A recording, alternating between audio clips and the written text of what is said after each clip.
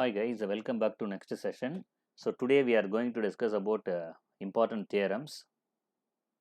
First theorem number 1, prove that a simple graph with n vertices must be connected if it has more than n minus 1 into n minus 2 by 2 edges, right? So it's a very important theorem.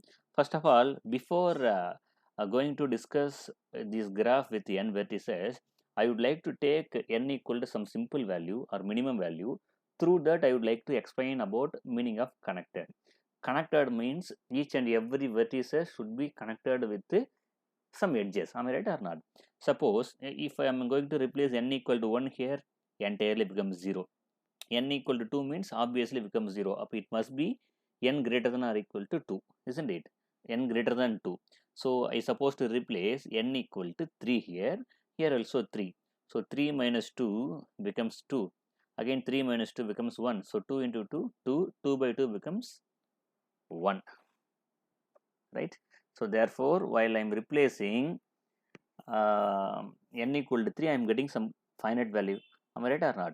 So you just keep it this small tricky for understanding this theorem, right? It's quite comfortable to you.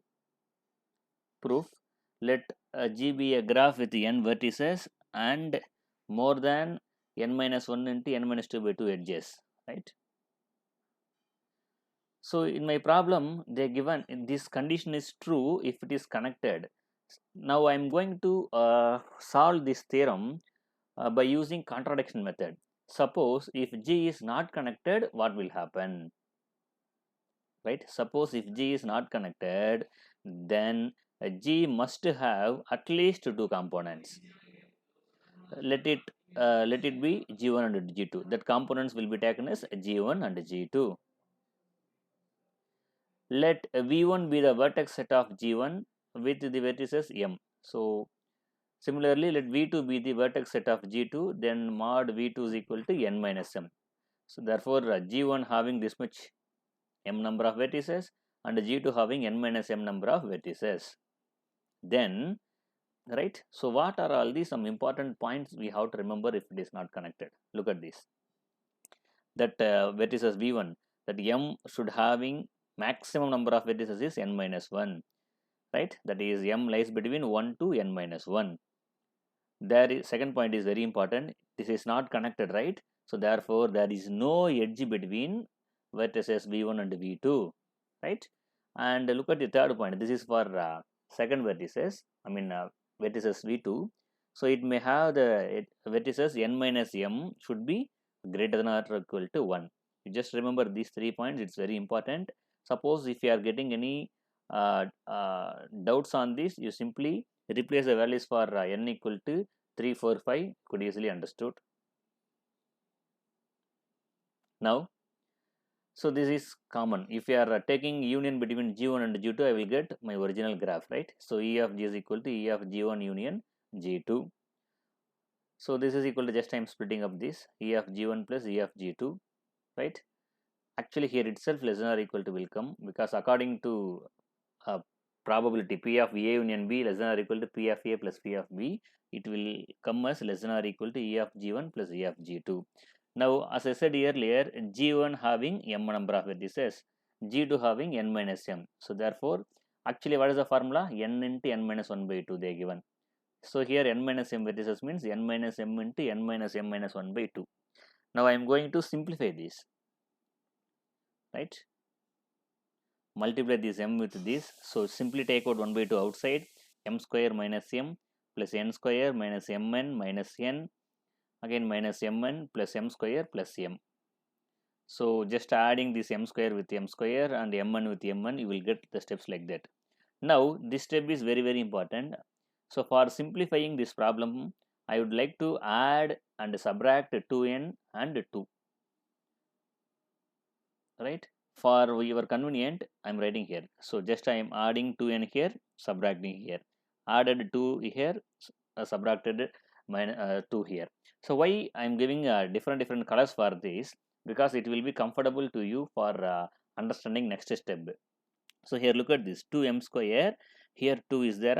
I am going to take out 2 commonly from these two. and look at this green color. Here minus 2mn is there, here 2n is there.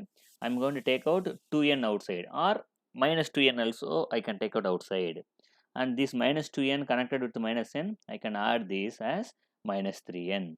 So that is what your next step. So this is what I said. So take out 2 outside, you will get this one.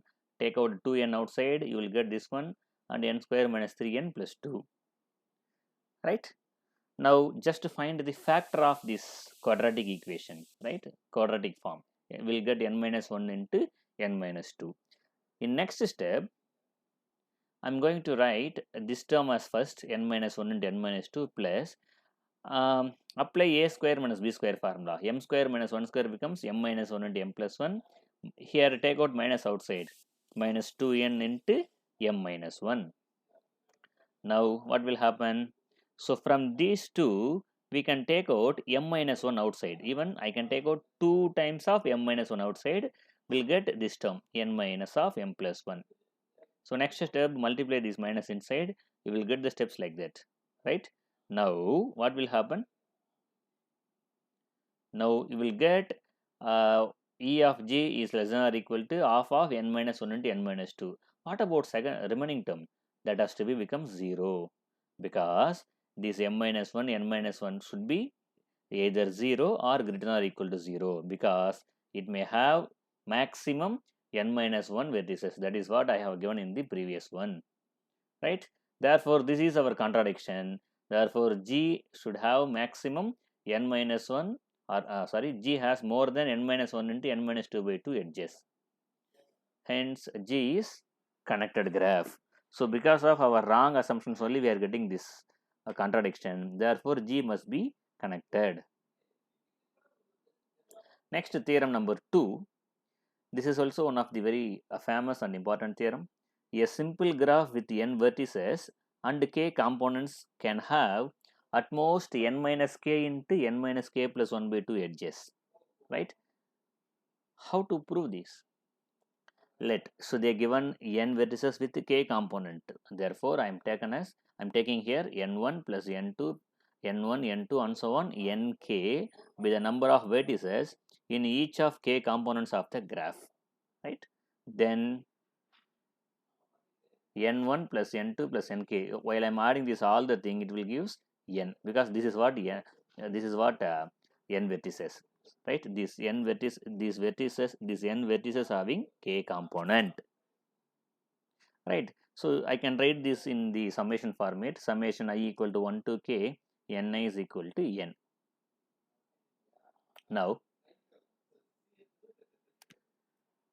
taking summation on both sides on the previous step, what will get? So summation of ni minus 1 will come here. I can split up as a summation of ni minus summation of 1. So here 1 goes on how many times? 1, 2, 3, like that. Maximum it will go up to k times. So in equation number 1, summation of ni is equal to what? N. Therefore next step becomes n minus k, right? Now so this same left answer will come here. I'm going to squaring on both sides. Then we'll get this is the whole square and n minus k the whole square. I'm going to apply simply a minus b the whole square formula.